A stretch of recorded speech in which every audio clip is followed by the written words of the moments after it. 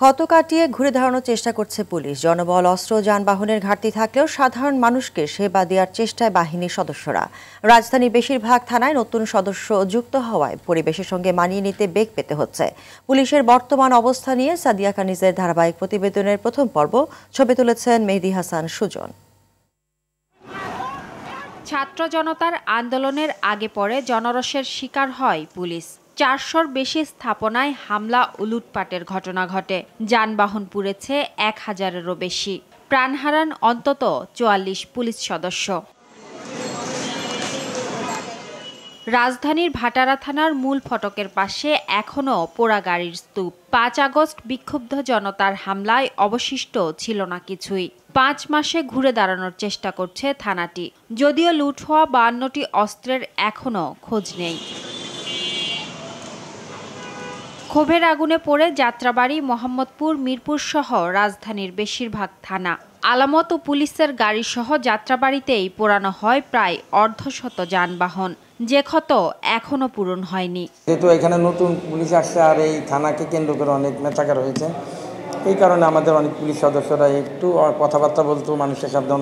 অনেকে দেখলে পাবলিকে দেখলে দুটা কথা বলছেন, আর সে আবার রিপ্লাই যে একটা কথা বলবো ওই সাহসটুকু করে না। আমরা এতটুকু এইখানে চলে আসছি জনগণের সাহায্য সহযোগিতাতে আমরা এই পর্যায়ে এসে পৌঁছেছি। স্থানীয়রা সেবা নিতে থানায় আসছেন, তবে পুলিশ সদস্যদের অস্বস্তি পুরোপুরি কাটেনি। সার্বিকভাবে ভালো, তবে জনগণ একটু অ্যাগ্রেসিভ মোডে থাকে।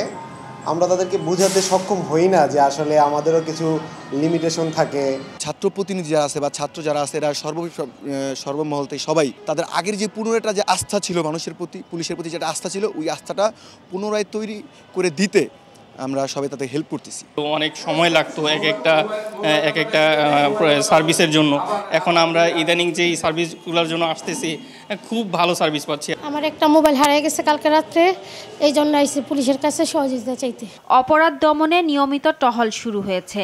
এখন প্রয়োজন জনগণের আস্থা অর্জন। পুলিশকে অতি দ্রুত সকল আমাদের যে ইউনিটগুলো রয়েছে ইউনিটগুলোতে পুলিশকে দ্রুততার সাথে অপারেশনাল করা, আর সেই কাজটি কিন্তু আমরা অত্যন্ত দ্রুততার সাথে করেছি ৫ তারিখের পরবর্তী সময়ে।